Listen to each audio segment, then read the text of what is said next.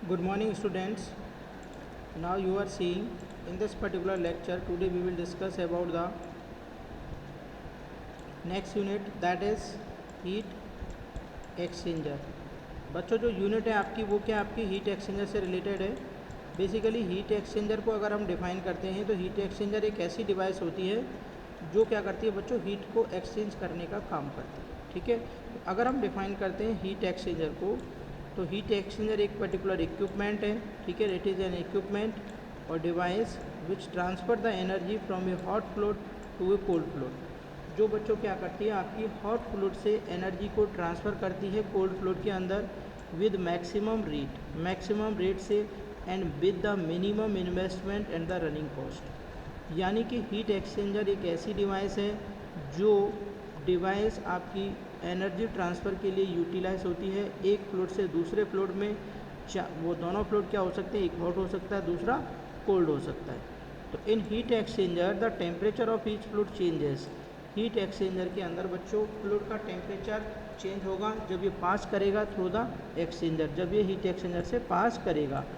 And has the temperature of dividing wall between the fluid also changes along the length of the heat exchanger.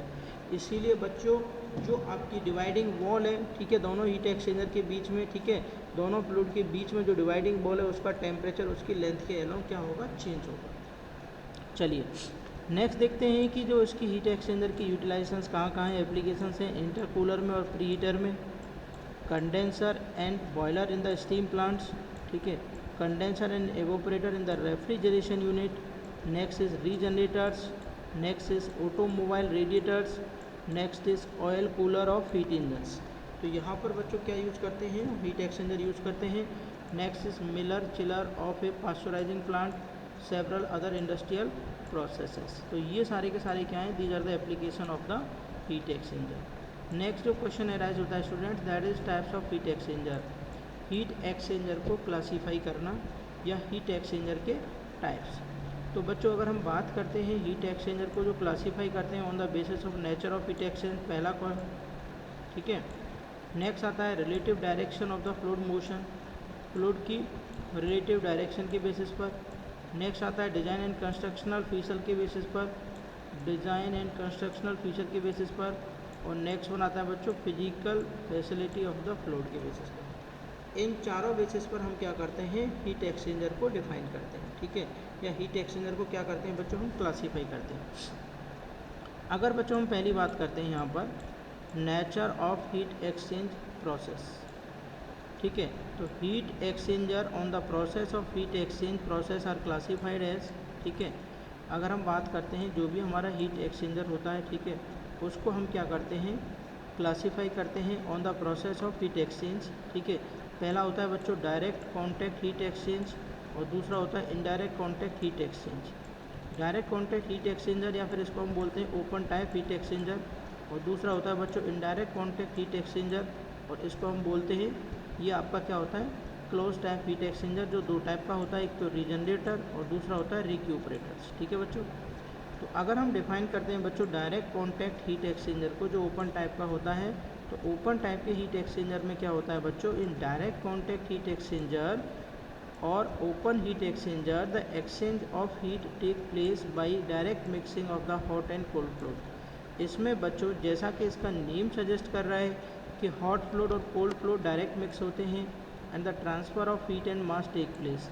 तो उससे क्या होगा बच्चों, heat और मास का ट्रांसफ़र टेक प्लेस होता है। The use of such unit is made under conditions where mixing of two fluid is harmless और डिज़ायरेबल। इनकी अगर हम बात करते हैं बच्चों एग्जांपल्स की, तो डायरेक्ट कॉन्टैक्ट हीट एक्सचेंजर के जो एग्जांपल्स हैं वो है कूलिंग टावर है, ठीक है, या जेट कंडेंसर है उसमें यूज कर सकते हैं, या डायरेक्ट कॉन्टैक्ट फीड हीटर्स है उसमें यूटिलाइज कर सकते हैं, ठीक है बच्चों। अब नीचे देखिए figure shows the direct contact heat exchanger in which steam mixes with cold water and gives its latent heat to cold water and get condense. तो बच्चों ये आप देख पा रहे हैं यहाँ पर, ये क्या आपका डायरेक्ट कॉन्टैक्ट और ओपन हीट एक्सचेंजर है। यहाँ पर आप देखिए यहाँ से कोल्ड वाटर इन कर रहा है यहाँ से, ठीक है, और यहाँ से आप देख रहे हैं स्टीम इन कर रही है। तो यहाँ पर आप देख पाएंगे ये स्टीम के बबल्स, मान के चलिए स्टीम के अंदर एयर ट्रैप होके आ गई, ठीक है, तो कंटेनर के अंदर क्या होगा, दोनों की मिक्सिंग होगी और यहाँ से गर्म पानी बाहर निकलेगा। बट मान के चलो स्टीम के अंदर कुछ आपकी गैसेज हैं जो डिज़ोल्व नहीं हो रही हैं पानी के अंदर, वो कैसी हैं, आपकी नॉन कंडेंसेबल गैसेज हैं, जो कंडेंस नहीं हो पा रही हैं, तो वो बच्चों यहाँ से बाहर निकल जाएंगी, ठीक है। और इस कंटेनर में क्या हो जाएगा, direct mixing of the fluid will take place. इसके बाद आता है बच्चों इनडायरेक्ट कॉन्टैक्ट हीट एक्सचेंजर। तो जो इनडायरेक्ट कॉन्टैक्ट हीट एक्सचेंजर की अगर हम बात करते हैं स्टूडेंट्स, तो in this type of heat exchanger the heat transfer between two fluid could be carried out by transmission through wall, ठीक है, which separate the two fluids. This type include the following. अगर हम बच्चों बात करते हैं indirect contact heat exchanger की, तो इनडायरेक्ट कॉन्टैक्ट हीट एक्सचेंजर के अंदर होता क्या है बच्चों, इनडायरेक्ट कॉन्टैक्ट हीट एक्सचेंजर के अंदर क्या होता है, हीट आपकी एक्सचेंज होती है, ठीक है ना, बिटवीन द टू फ्लूइड्स, दो फ्लूइड्स के बीच में।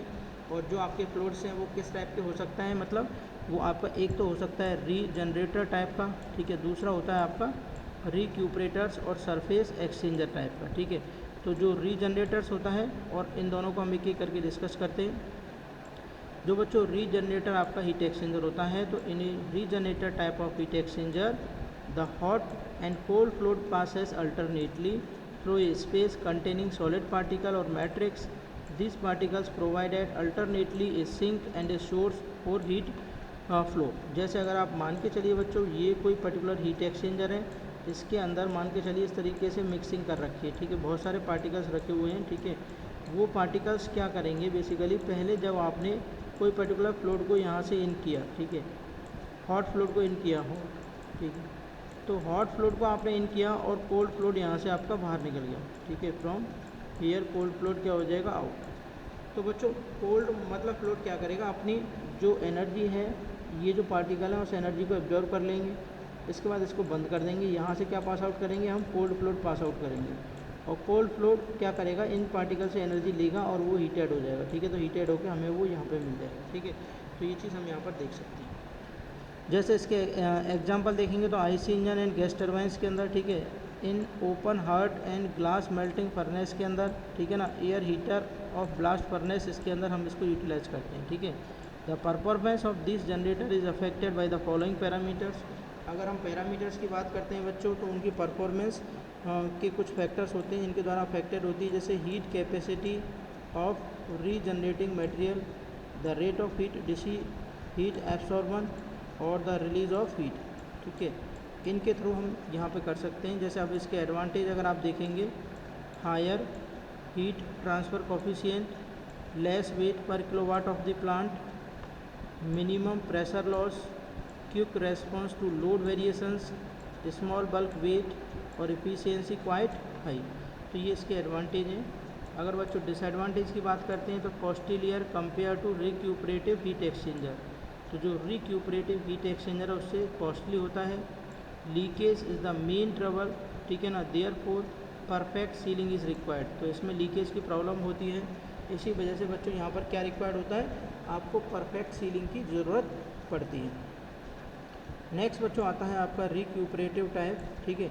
तो जो रिक्यूपरेटर होता है is the most important type of heat exchanger in which the flowing fluid exchange heat are on either side of the dividing wall. जो भी फ्लोइंग फ्लूइड हैं बच्चों, इसके अंदर क्या करते हैं, अगर हम इस हीट एक्सचेंजर की बात करते हैं, एक फ्लूइड अगर मान के चलिए यहाँ से इन हो रहा है, ठीक है, और यहाँ से क्या हो रहा है, आपका आउट हो रहा है, ठीक है, और दूसरा फ्लूइड आपका यहाँ से इन हो रहा है, ठीक है, और यहाँ से आउट हो रहा है।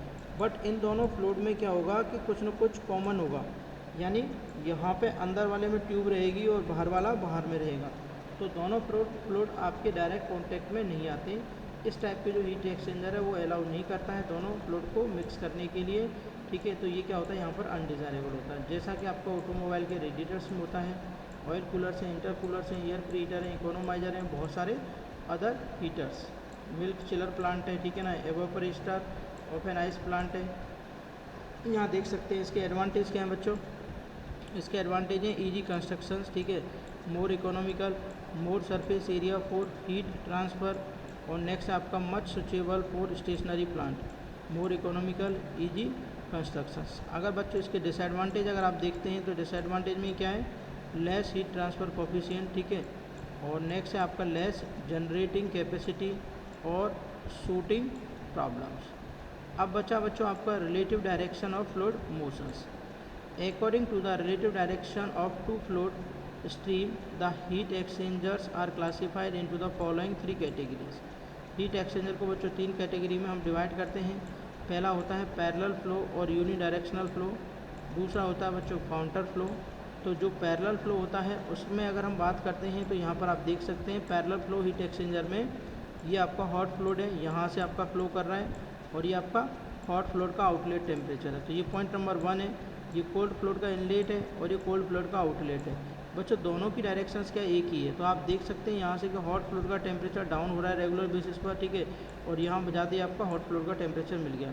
और कोल्ड फ्लूइड का टेम्परेचर जब ये पैरेलल फ्लो हो रहे हैं तो इससे हीट लेके ये एब्जॉर्व कर रहा है और ये भी क्या हो रहा है आपका इंक्रीज होकर पॉइंट नंबर 2 पर पहुँच रहा है, ठीक है।